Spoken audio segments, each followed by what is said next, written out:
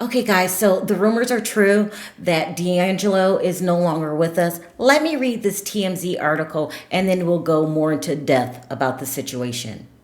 It says, Grammy-winning R&B soul singer D'Angelo is no longer with us from pancreatic cancer, TMZ has learned. The brown sugar singer-songwriter passed away Tuesday morning in New York City, according to sources connected to his family and former manager, Kadar.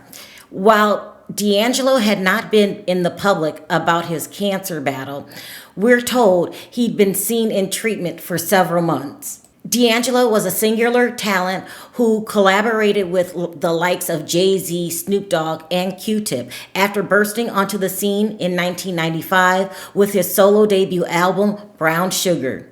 He won 4 Grammys, including Best R&B Album for Voodoo in 2001 and Black Messiah in 2016. He also won Best R&B Song in 2016 for Really Love and Best Male R&B Vocal Performance for How Does It Feel.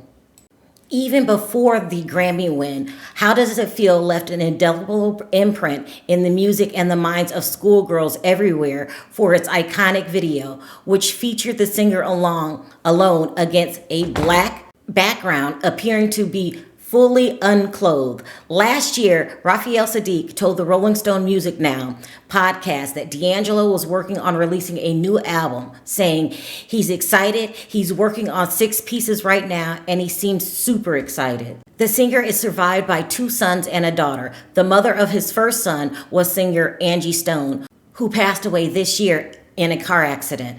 D'Angelo was 51 years old, R.I.P. Now, for you young people that don't know much about D'Angelo, back in the 90s, when he put out that video, How Does It Feel? It blew up, okay? It blew up because he's a nice looking young man. There was rippling muscles everywhere. And then according to the rumors, when he was saying, How Does It Feel? Somebody was supposed to be doing something to him downstairs, okay? It blew up. He became a sex symbol and every woman just thought he was the cutest thing ever. However, during the 90s, he was in an on and off relationship with the singer Angie Stone. They even had a child together. I believe it was in 1998. And his son's name was Michael D'Angelo Archer II. And his name was similar to D'Angelo's name, whose real name is Michael Eugene Archer. And back then, Angie Stone was what was considered a heavyset woman. And she was experiencing in the industry itself a lot of, I don't know what you call it, big girl isms. When they would do her videos, they would film her from the shoulders up. They didn't show her full body. And to some people, that would really mess with their head. And things got even worse for this relationship in 2000 when his song made it really, really big. He was already not wanting to take her out in public because of her weight. But when his song, How Does It Feel, blew up, so many women became attracted to D'Angelo, which meant his treatment of Angie Stone got even worse because, simply put, he got the big head. He cheated on her so much, she just couldn't take it anymore. She made a statement about this probably a couple years ago, but she was like, he cheated on me every chance, every opportunity that he got. For Angie, D'Angelo was that man that you just loved him so, so much. And he was your soulmate, the apple of your eye, but no matter what happened, he just won't do right. Okay, the song is called Did You Forget About Me? And I never told Billboard verbatim it was about D'Angelo because the song was written metaphorically. The question was asked to God, did you forget about me? The outcome of the story is about a soulmate, a love that was interrupted. When asked, what do you think? And who do you think the song is about? Because there is a clue in the song. But I've loved not only D'Angelo, I've loved other men, but at this point, it's safe to say it could possibly be about D'Angelo.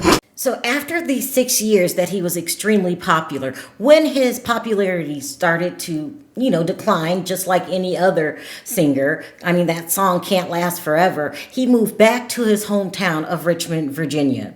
Now, you guys know I lived in Richmond, Virginia for 8 years.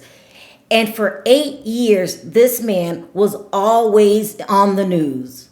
Word on the street is that he became an addict. In November '02, he got arrested in Chesterfield County, which is right down the street from my house. He was arrested for road rage and was charged with assault and aggressively driving, disorderly conduct, resisting arrest. Police had to use pepper spray on him. Then in '05, he got arrested for DUI and marijuana and the white powder possession after a traffic stop. In '07, he was still living down the street from my house. He was arrested at the courthouse on charges stemming from his DUI. He later pled guilty to that one in '07. In 2010, he was arrested in a prostitution sting solicitation. He pleaded not guilty. But it was just common knowledge around the neighborhood that he would always pick up women of the night.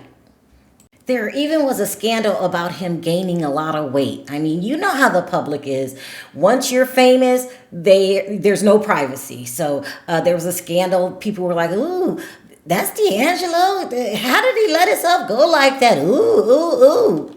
Now, with that being said, nobody's life is perfect. We all have our struggles. Some have harder struggles than others, but we all struggle. So while he was going through his ups and downs, they're saying that he was still very close to his children, including the son that he had with Angie Stone. Suavo Twain, born Michael Archer Jr., is the son of legendary musicians Angie Stone and D'Angelo.